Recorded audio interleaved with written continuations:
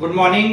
आज मी तुमच्या समोर तुम्हाला आता माहितच आहे ऑलमोस्ट परीक्षा सुरू झाल्या आहेत आणि ह्या परीक्षा चालू झाल्यानंतर आपल्याला बऱ्याच जणांची अशी पोझिशन आहे की साधारणतः तुमची अशी अवस्था आहे, अभ्यास तर झालेला आहे पण 70% 30% काय करायचं, परीक्षेची अजून सुद्धा मनात भीती आहे आणि ही भीती घालवण्यासाठीच आज मी अशा प्रकारचा व्हिडिओ तुमच्या समोर आणलेला आहे.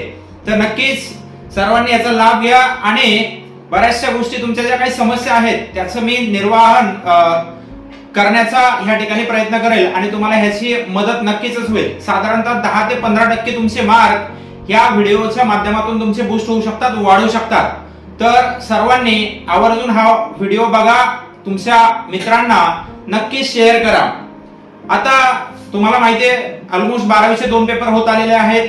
आजचा दुसरा पेपर होता त्यांचा, काही जणांचे 3 पेपर झालेले आहेत आणि 10वीचे येत्या 5-6 दिवसांमध्ये पेपर चालू होणारच आहेत. तरी कृपया सर्वांनी आपल्याकडे जेवढा वेळ आहे त्या वेळेचा सदुपयोग करून जास्तीत जास्त गुण कसे मिळवता येतील यासाठी मी तुम्हाला काही ठराविक महत्त्वाच्या गोष्टी सांगणार आहे. त्यामध्ये पहिली गोष्ट म्हणजे काय, प्रिपरेशन. सर्वांची प्रिपरेशन झाली, वर्षभर सर्वांनी तयारी केली, वेगवेगळ्या क्लासला गेले असाल, रेग्युलर तुम्ही इंटरॅक्शन केलं, रेग्युलर सराव दिले, प्रत्येक शाळेने 2-2, 3-3 सराव घेतले, क्लासेसने घेतलेले असेल तरी सुद्धा अजून पाहिजे तसा कॉन्फिडन्स नाहीये. आणि तोच कॉन्फिडन्स तुम्हाला मिळण्यासाठी हे 10 ते 12 दिवस तुमच्याकडे जे काय आहेत ते खूप मौल्यवान आहेत आणि ह्याचा सदुपयोग तुम्हाला करणं गरजेचं आहे.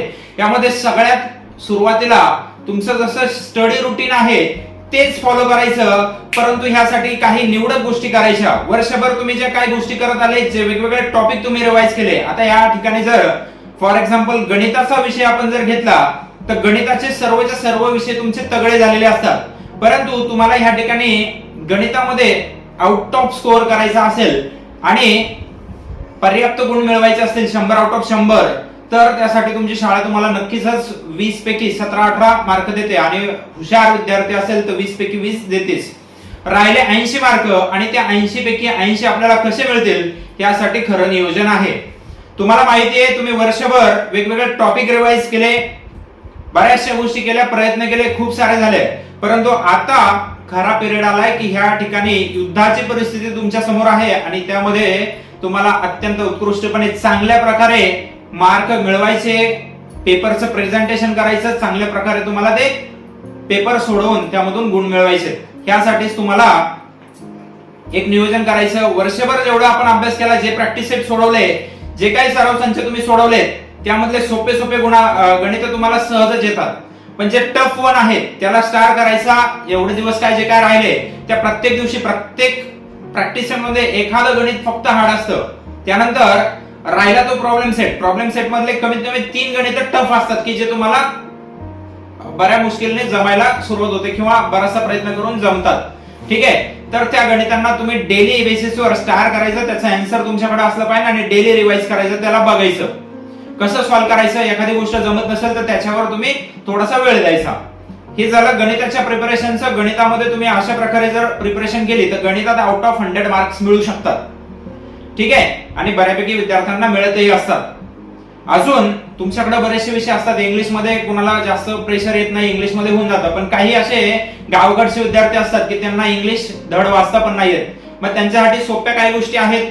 इंग्लिशमध्ये जो रायटिंग स्किलचा पार्ट आहे तो 2-3 वेळा वाचणे, काहीच जमत नसेल तर समरी सारखा एक भाग आहे, अनसीन पॅसेज मध्ये तो समरीचा 4 मार्काचा प्रश्न असतो, तो सुद्धा सॉल्व्ह करायचा. कसा सॉल्व्ह करायचा अगदी सोप्या भाषेत सांगतो, ज्यांना कुणाला कळतच नाही त्यांच्यासाठी, आणि ज्यांना चांगलं कळतो त्यांनी त्यांच्या पद्धतीने लिहिला तरी होऊ शकतो. पण असे मुलं आहेत की ज्यांना समरी सारखा पार्ट लिहिता येत नाही, त्यांच्यासाठी ही गोष्ट सांगतो की जो पॅसेज दिला त्या पॅसेज मधल्या सुरुवातीच्या 2 लाईन फुल स्टॉप पर्यंत लिहिणे, मधली 1 ओळ आणि शेवटची 1 ओळ लिहिणे आणि त्याला एखादं तुमच्या आवडीने टायटल देऊन टाकणे. असं जर लिहिलं तर 4 पैकी कमीत कमी 2.5 ते 3 मार्क तुम्हाला मिळून जातात. पूर्णतः पेपर सोडून देण्याऐवजी तुम्ही ह्या गोष्टी करू शकता. अजून तुमचा जो अप्रिसिएशनचा पार्ट आहे पोएमचा, 8 पोएम असतात, त्यामधल्या तुम्ही कमीत कमी 4 ते 5 चांगल्या लर्न करणे आणि तुमच्याकडे टाइम असलाच तर सगळेच्या सगळे लर्न केल्या तर त्यामध्ये तुमचे 5 मार्क भेटू शकतात. अजून सांगायची गोष्ट म्हणजे सायन्स तुम्हाला थोडासा कठीण जाणारा विषय आहे. इंग्लिश आणि सेमी मीडियमच्या विद्यार्थ्यांना किंवा मराठी मीडियमचे विद्यार्थी असून त्या सगळ्यांना सायन्स आवड जातो. मग त्यासाठी असतो 40 मार्काचा हा विषय आणि ह्यासाठी तुम्हाला करायचं किंवा बहुतांश सगळ्याच विषयासाठी तुम्ही असं करू शकता की मागच्या 10 वर्षाच्या जे काय बोर्डाच्या प्रश्नपत्रिका आहेत त्या प्रश्नपत्रिकामधल्या 1, 2, 3 प्रश्नापर्यंत तुम्ही सहज सोडवू शकता. त्याच्यामध्ये ऑप्शन पण आहेत, ऑरला पण आहेत आणि ते सहजपणे तुम्ही सोडवता. 30 मार्काचा पेपर अत्यंत चांगल्या प्रकारे लिहिता, परंतु प्रश्न येतो शेवटच्या 10 मार्काचा लिहायचा.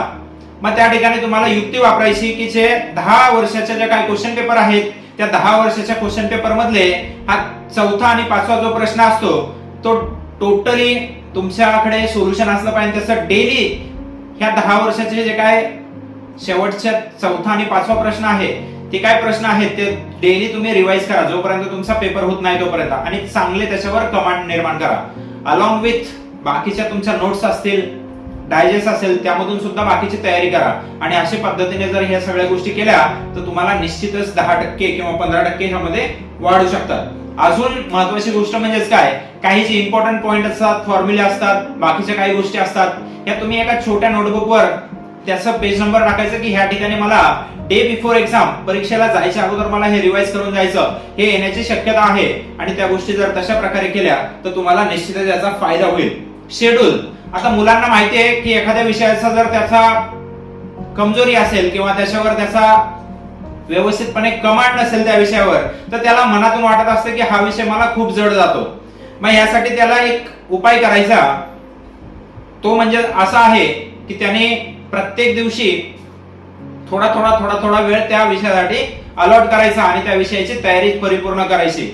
आणि असा एक दिवस येईल की दुसऱ्या दिवशी या विषयाचा पेपर आहे आणि त्या दिवशी तरी सुद्धा तुम्हाला असं वाटतं की 70 ते 80% आपली तयारी झाली आणि बाकीचं 20% राहिलं. मग अशा दिवशी एक प्लॅनिंग मध्ये काही जण घोळ करतात की त्या पेपरची तयारी राहिली म्हणून पूर्ण रात्रभर त्या विषयाचाच अभ्यास हे करत बसतात.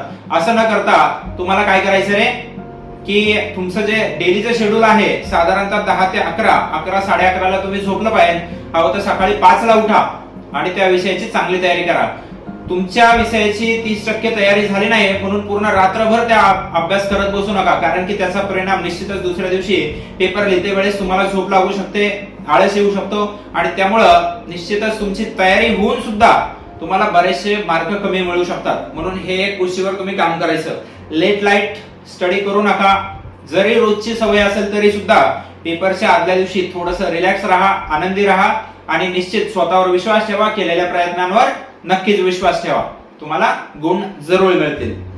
आणि एवढं सगळं झाल्यानंतर चांगली तयारी झाली, आपल्याला याची शाश्वती असते, तरी सुद्धा बाकीची काय एखाद्या गोष्टीची रिव्हिजन बाकी आहे का, आणि ही अशा पद्धतीची चांगली रिव्हिजन तुम्ही करा.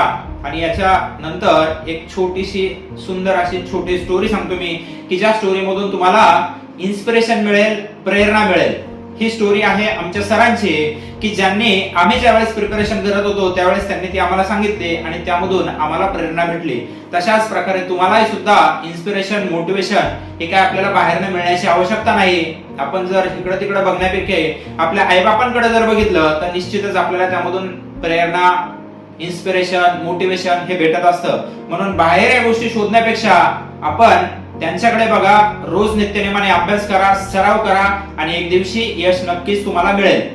तर ह्या गोष्टीची सुरुवात अशी आहे की 1970चा काळ असेल. सर आमचे साधारणतः कॉलेजला असतील, 11वी 12वीला होते आणि त्यावेळेस एक फॅड होतं की आता जसं ऍपलच्या मोबाईलचं फॅड आहे तसंच त्या ठिकाणी वॅन हुसेनच्या शूजचं फॅड होतं की बऱ्याचशा त्या मुलांना, कॉलेजच्या मुलांमध्ये हे ट्रेनिंग असायचं की मला वॅन हुसेनचे शूज पाहिजे, त्याचे शर्ट्स हवे, अशा बऱ्याचशा गोष्टी मुलांमध्ये असायच्या.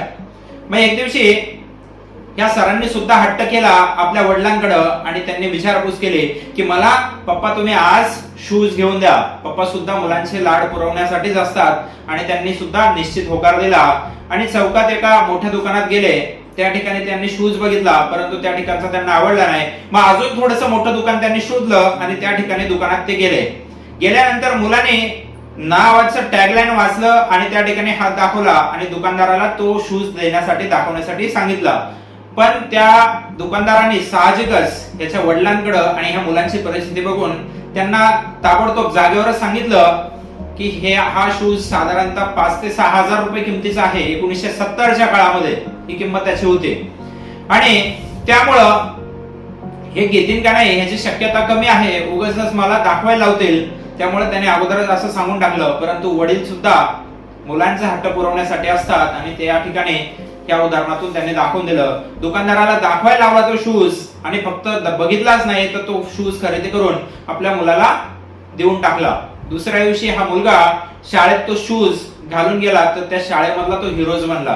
कोण तो शूज बघतोय, कोण आतमधून हात टाकून बघतो किती सॉफ्ट आतमध्ये गादी आहे त्याच्या, कशा प्रकारचा शूज आहे, ह्या सगळ्या गोष्टीने पूर्ण त्या वर्गामध्ये सरांची ख्याती वाढली. त्यांची छाती 4 इंचांनी वाढली, फुगली असं निश्चितच झालं. परंतु दुसऱ्या दिवशी त्यांनी ज्यावेळेस घरी आल्यानंतर आपल्या वडिलांचा शूज कडे ज्यावेळेस बघितलं आणि खालच्या बाजूने त्यांनी त्या शूजला अक्षरशः तळच राहिलेलं नव्हतं, हे बघून त्यांच्या डोळ्यातून टचाटचा पाणी गळालं आणि त्यावेळेस त्यांनी ठरवलं की काहीतरी आपल्या जीवनात बदल्याशिवाय मी ह्या शूजला हात पण नाही लावणार. आणि त्यांनी त्या शूजला शोकेस करून घराच्या पुढच्या समोरच्या फ्रंटच्या बाजूला आपल्याला माहितीये बऱ्याचशा ट्रॉफीज असतात, बरेचसे मेडल्स असतात, तशा प्रकारे ह्यांनी तो शूज पुढच्या त्या ट्रॉफीच्या जागेवर ठेवला की कारण मला कायमस्वरूपी हा शूज माझ्या आईवडिलांच्या कष्टांची आठवण करून देईल आणि भविष्यात मी कधीही लेझीनेस दाखवणार नाही, आळस करणार नाही आणि आयुष्यात आई वडिलांचे कष्ट विसरणार नाही आणि खूप मोठा होऊन